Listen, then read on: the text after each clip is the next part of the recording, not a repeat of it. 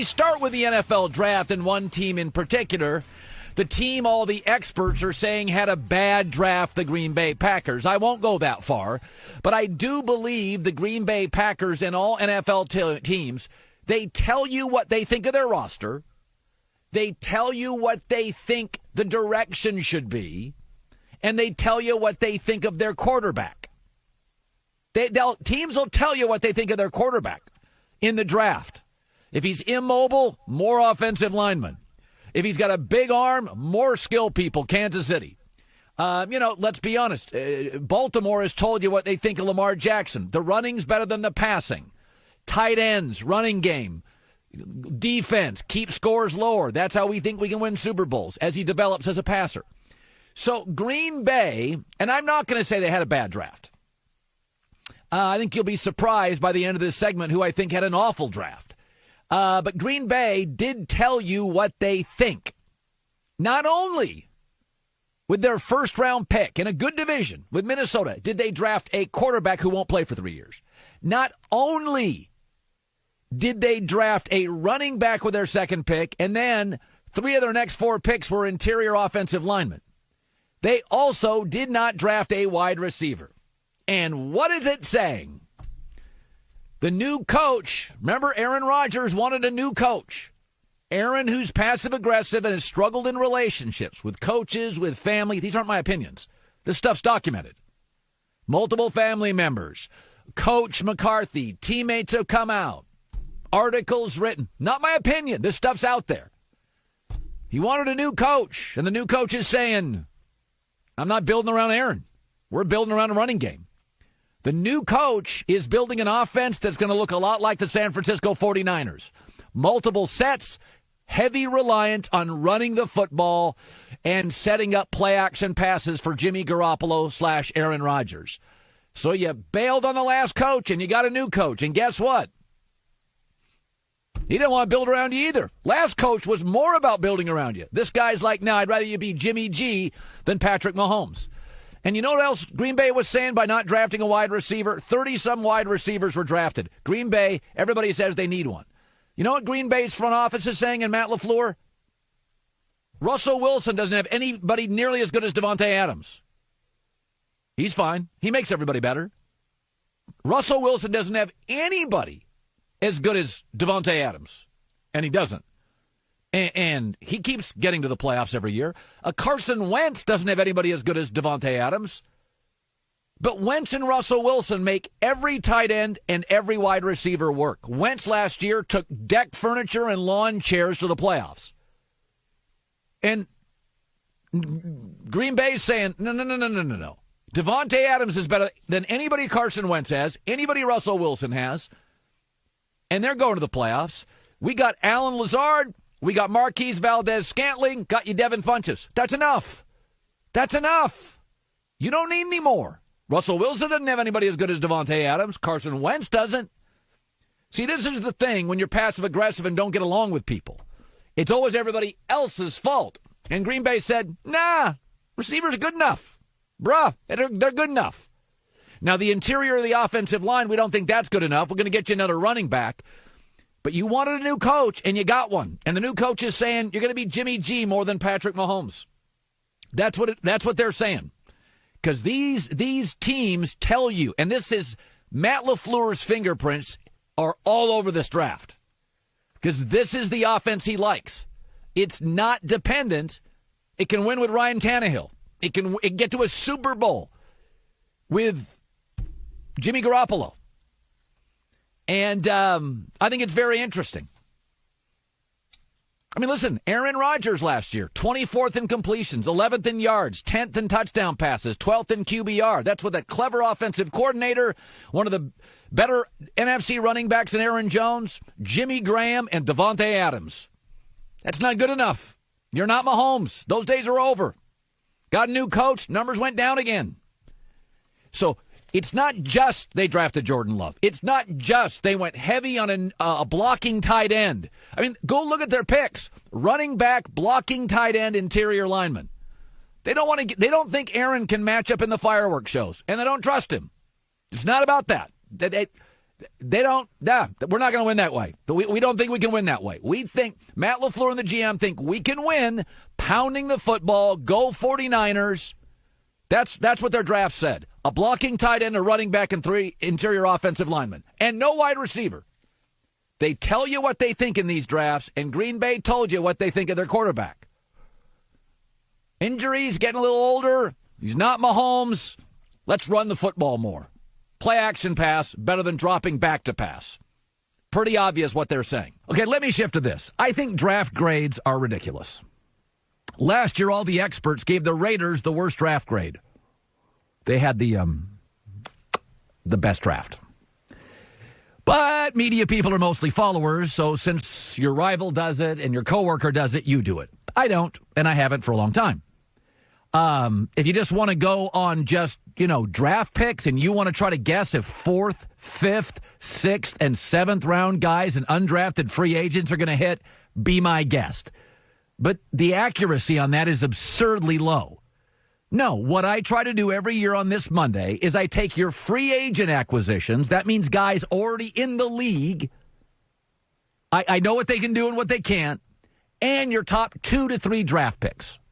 Because the hit rate is much higher in a first, second, and an early third-round pick than a 4th, 5th, 6th, 7th. Even the GMs I like and I talk to are like, late 4th round, you're crossing your fingers. After that, who knows?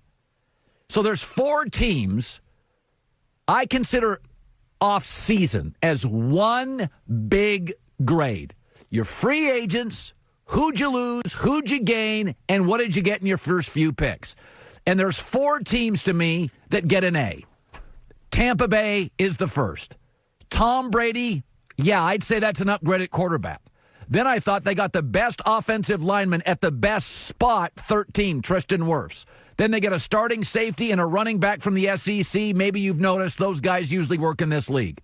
This offense is better today. Brady, Gronk, a starting safety, a starting right tackle, and probably a starting or a backup running back. Tampa Bay gets an A. Secondly, Denver Broncos. I thought they had a great offseason.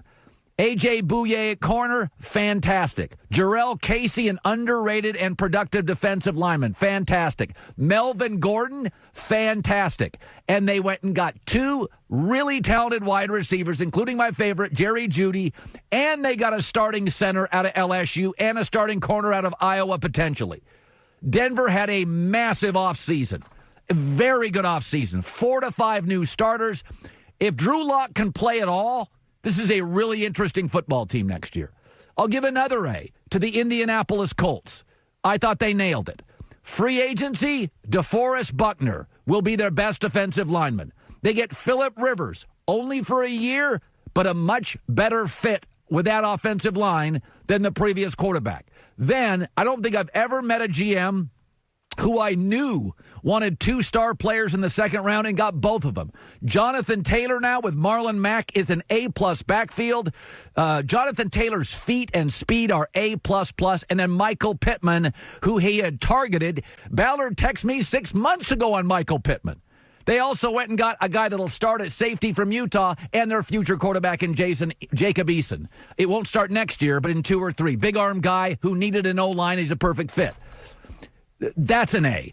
In the final A, the Cleveland Browns. I thought they had a great offseason. They got a starting right tackle in Jack Conklin. They got another weapon for Baker Mayfield and Austin Hooper. And then I thought they got the best offensive lineman in Jedrick Wills from Alabama, a starting safety potentially, and a couple of defensive players. I thought the Cleveland Browns solved every dilemma they had. Right tackle, left tackle, they need another safety, and what do you know? Another weapon from Baker.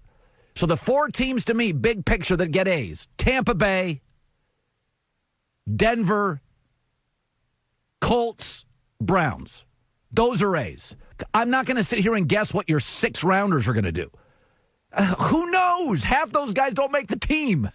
Everybody, Minnesota gets an A. And how do you know what 5, 6, 7 round guys are going to do? I don't. Last year, everybody said the Raiders draft was terrible. It was fantastic. Now, to the one lousy draft.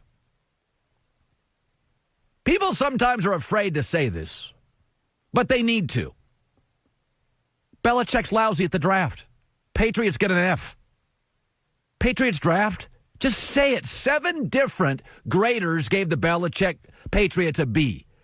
You didn't watch any of those guys outside of the Michigan Wolverine players even play.